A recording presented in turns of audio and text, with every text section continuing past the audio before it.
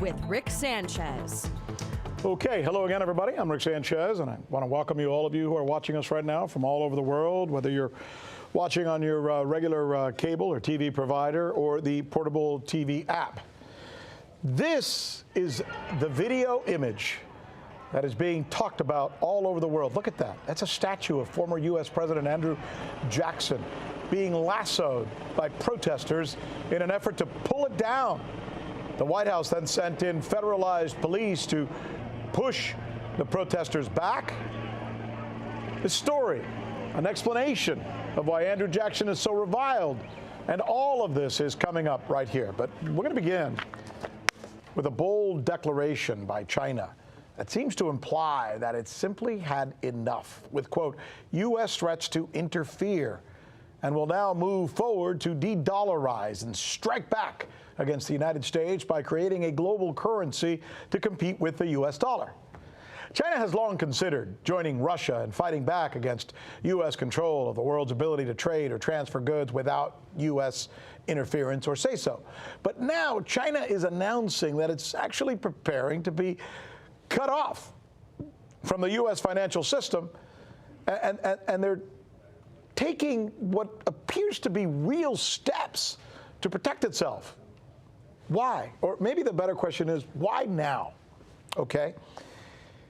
The reason is that while the United States has been heavy-handed in the past, it has never, according to China and Chinese experts and officials, gone so far as to weaponize the U.S. dollar the way that the Trump administration is doing so and threatening to do so now.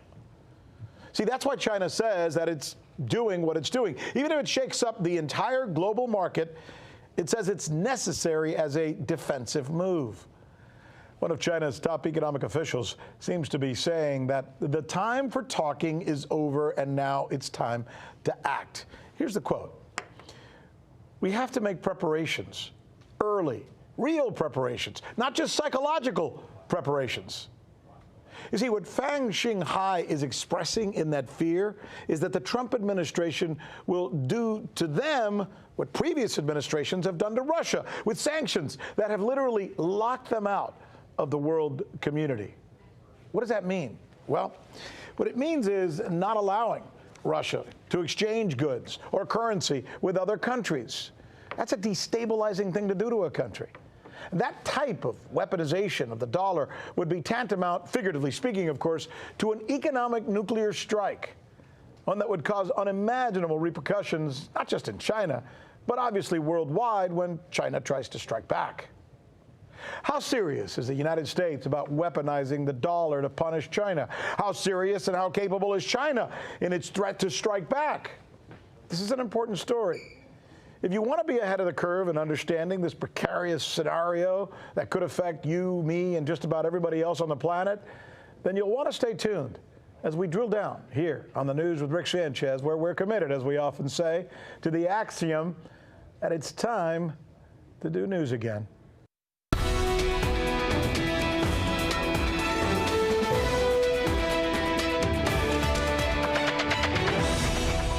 And here we go, the list of the questions we think you'll be asking tomorrow. How serious are China and the U.S. in their threats of economic warfare?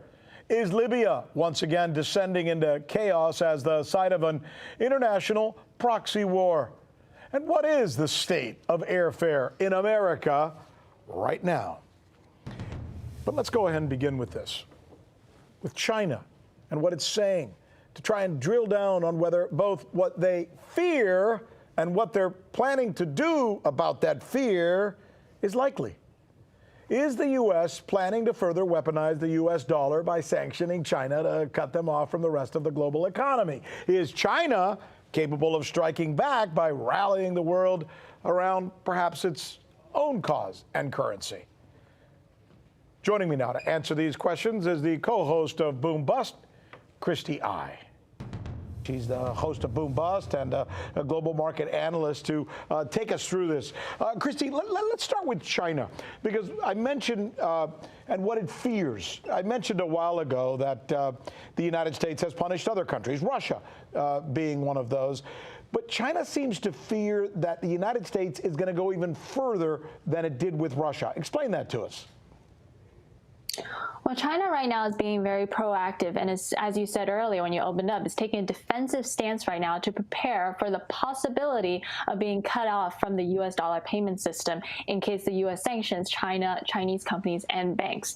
And right now this is perceived as a real risk from China's standpoint because they are quite vulnerable. The U.S. dollar is the world's reserve currency and all trade is conducted in it. So as such, China mainly relies on the U.S. dollar payment system in most of its international dealings. So we've already seen last year China attempted to trade and settle trades with its neighbors in Russia and India in their own native currencies. And while those test runs were quite successful, it was still on a very small scale. So China is quickly realizing this is a very big vulnerability if things take a nasty turn. So right now they're trying to shift away and be less dependent on the US dollar. But at the same time, this is a very double-edged sword because this move by the U.S. would be perceived as a nuclear option to cut China out of the financial market, to cut it out of the SWIFT network. That will have severe blowbacks on the global economy because cutting China off from SWIFT would be economic suicide. The U.S. currently runs about $350 billion in annual trade deficit with Beijing, and the PBOC holds over $1 trillion in U.S. debt. So the U.S. really can't do without trade with China, then China can do without trade with the U.S. So it's one thing for the United States to put sanctions on a country and some of its banks, for example. I think that's what happened with Russia, for example. But when they knock you off of SWIFT, that's a much more difficult blow, right? Explain what happens when you get knocked off of SWIFT. What happens to a country? What can it not do? It essentially means that you are cut off from the entire global monetary network. It means you have no access to liquidity, you have no access to the dollar reserve. You can't send international payments and settlements or pay for anything that are currently settled in US dollar. And most of global international trade currently is denominated in US dollar. That includes oil, that includes agricultural goods, that includes basic supply, food, necessity materials, energy, all of the above. All of that is currently denominated in US dollars. So that would be a very severe blow. And one of the things that you mentioned with Venezuela, even though the U.S. previously, historically, has sanctioned other nations, they cut them off temporarily, as was the case with Iran, it massively hurt their economies. But one of the biggest detriments is the fact that in order to completely cut a country off, other countries have to also comply with the ban. So this is the case with China. If the U.S. wanted to even kick China out of the SWIFT network, people are saying it is highly unlikely because the U.S. would have to get the EU on board to endorse and follow these sanctions. And there's absolutely no reason why the EU would do that when it would hurt their economy. China, as it has proven in this entire coronavirus episode, proved itself to be the manufacturing hub of the world, and they service the EU.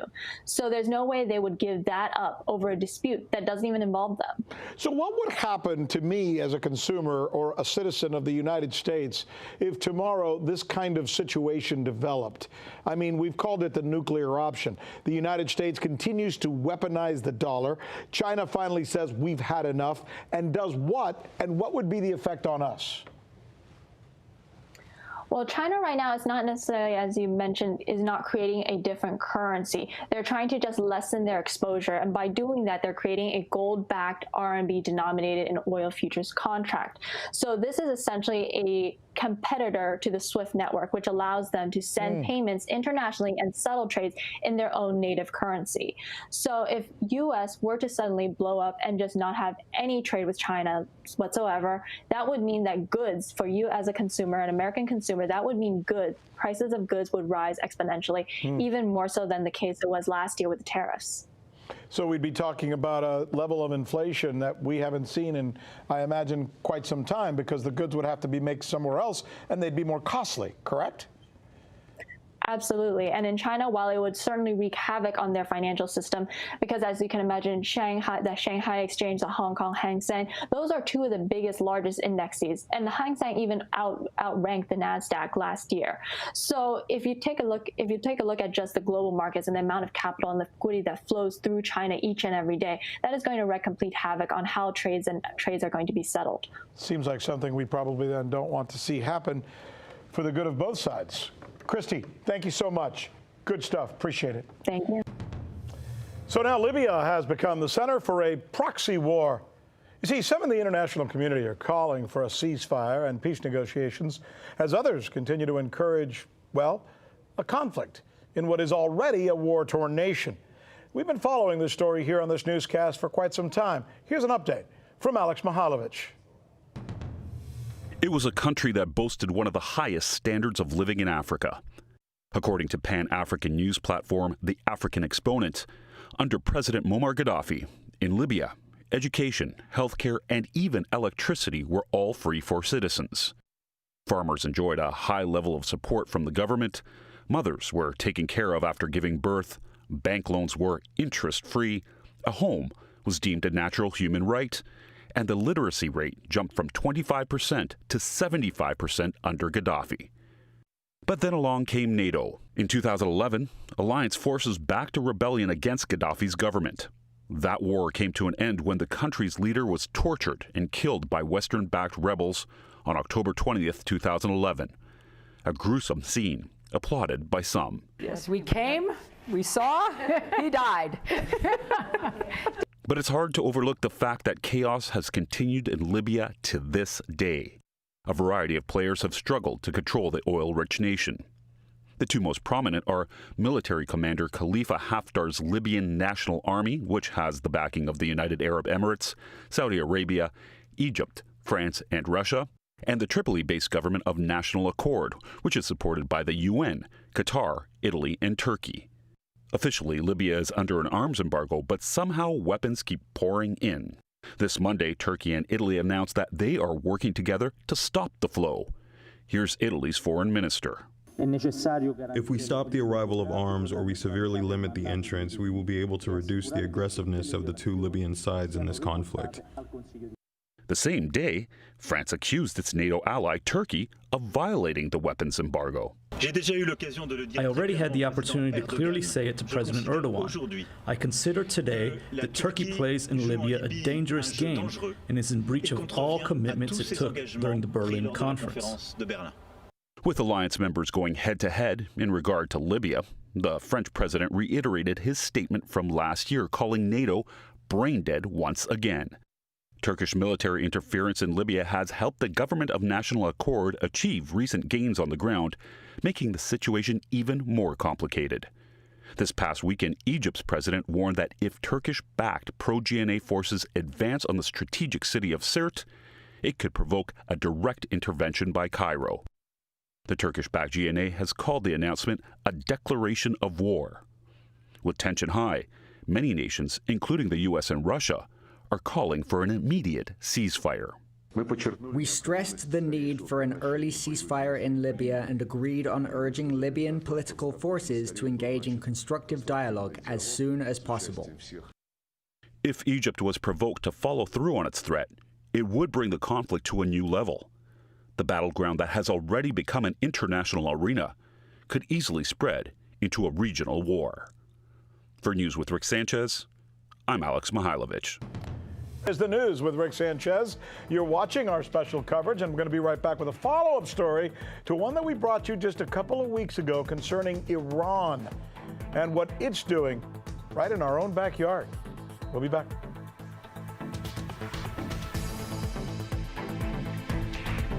Hey, welcome back. You know, we here on the News with Rick Sanchez generally stay away from quoting tabloid sources. But because of the depth and the nature of this particular story, we've decided to share with you this report that is being purported by tabloids both in London and in New York. And it is this. You know Ghislaine Maxwell, right? She's the woman who knowingly provided Jeffrey Epstein with introductions to young female victims who he was later accused of raping. Well, she's been spotted hiding out in Paris. And according to the report, she's been moving periodically to avoid capture, avoid confrontations, I guess, with the FBI. Wow. Joining us now, Lionel of Lionel Media to take us through this story. Lionel, always good to see you. What is your take on this story, first of all? I guess, look, given the fact that it's being put out there by tabloids, the veracity of the story.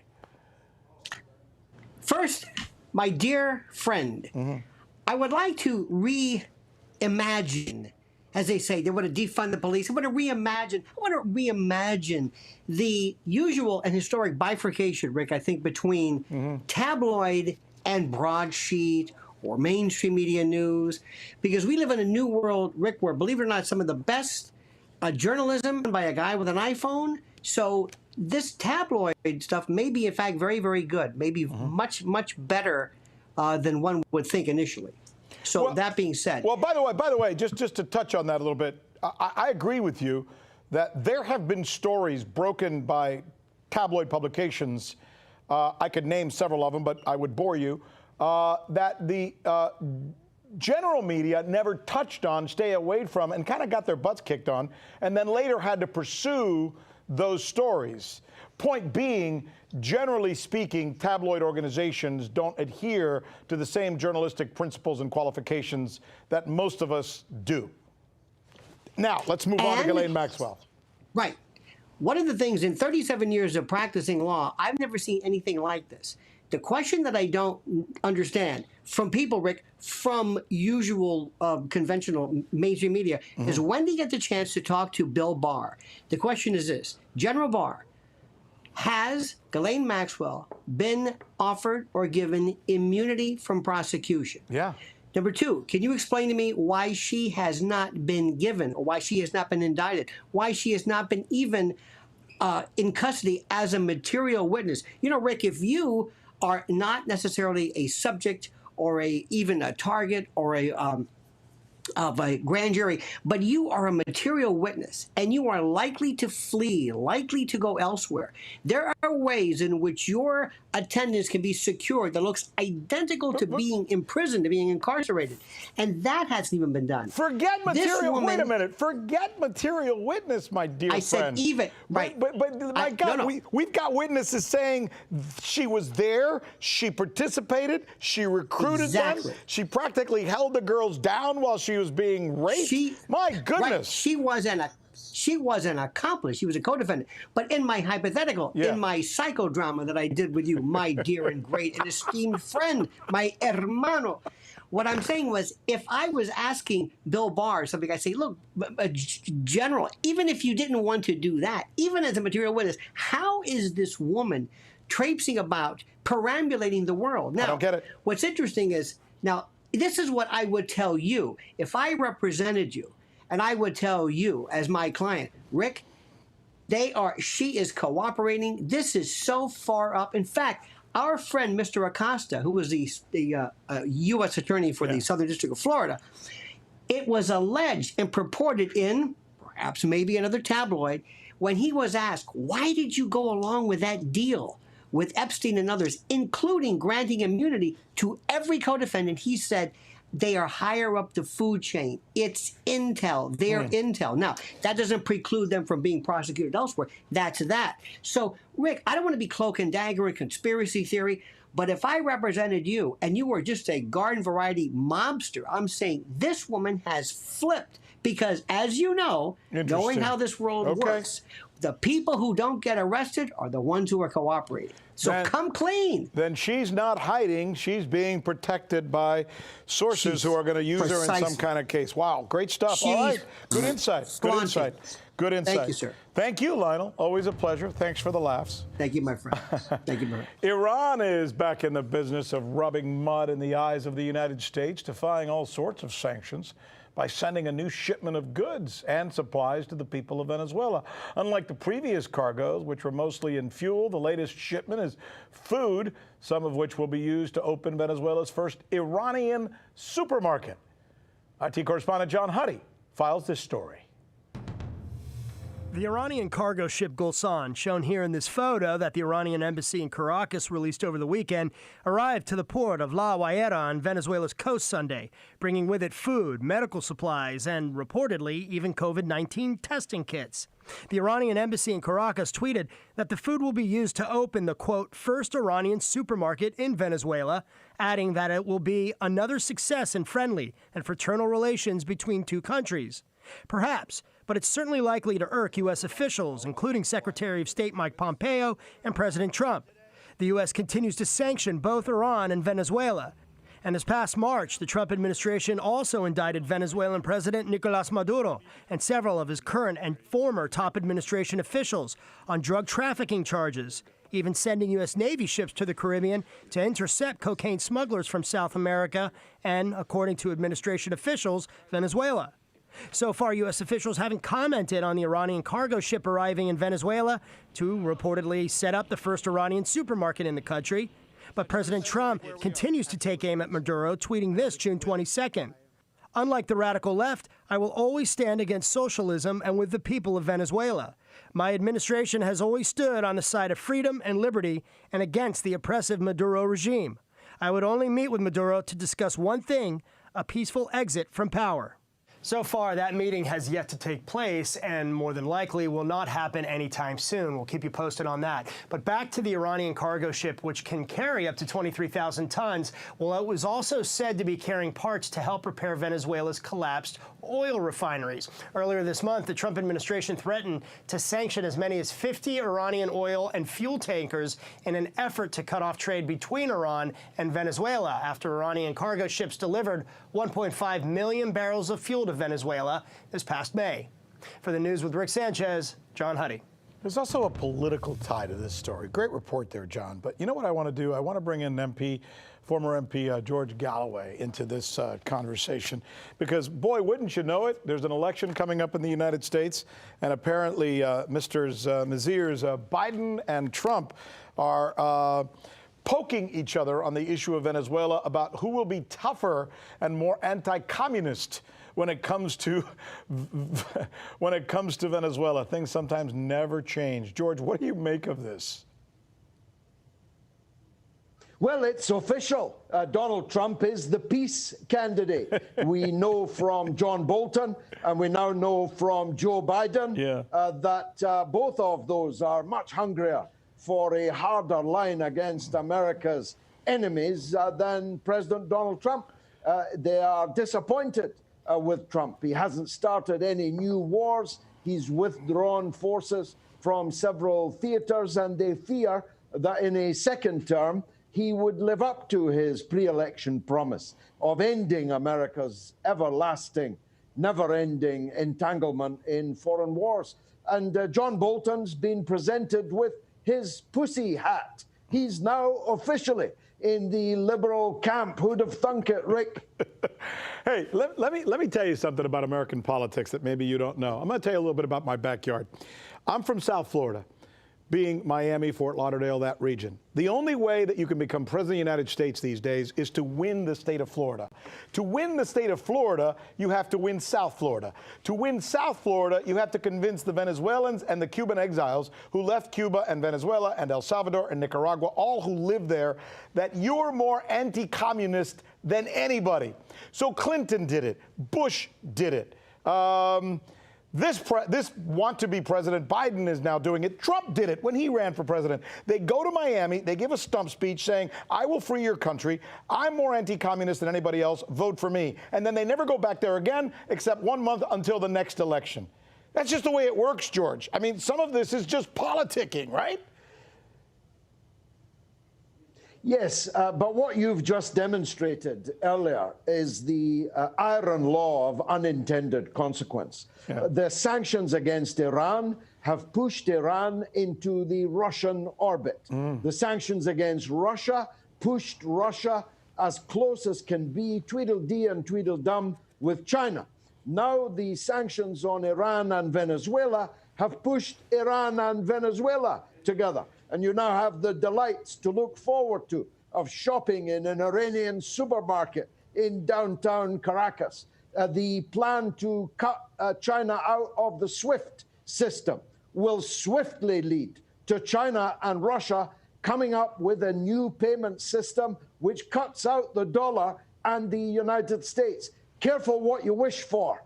That's something that I learned in politics a long, long time ago, Rick. You know, it's interesting when you were saying that, I was almost going to say, you know, you missed one. The sanctions and embargo against Cuba pushed Cuba into Venezuela's embracing arms, which is what started the triad that you just explained. What a wonderful conversation, as usual, with my friend George Galloway. Thank you, George. Appreciate it. Be careful what you wish for. Thank you. Finally, the image that is being seen and talked about around the world, and here it is, once again. That's a statue of Andrew Jackson, a U.S. president, known as much of anything for his cruelty to Native Americans. Last night, protesters threatened and actually attempted to tear his iconic statue in front of the White House until federal police were sent in to push them back. In the end, a small but vocal crowd dispersed. However, by then, the video of these protesters, again, threatening the statue of a former president near the White House, seemed ominous to the entire world. Now I want to give you a little context. Here's a historic point about Andrew Jackson. Despite the fact that he was renowned for his skills as a war general, courageous indeed, he was also responsible when he became president for the Trail of Tears, as it was called, which was the forced removal of Cherokee Creek and Seminole Indians from their lands when gold was found there. It was horrible, it was mean, it was nasty. Jackson was responsible for the deaths of thousands when he sent in federal troops to push them out, even though the Supreme Court had ruled against it, saying it was illegal to do so. But he did it anyway. That's the history. That's the situation. I'm Rick Sanchez, and that's our news. Stay safe, stay connected. Stay with us here on Portable TV, where you can download the app and track the very latest, and take us with you on your phone wherever you go. And we'll see you again when it's once again time to do news again.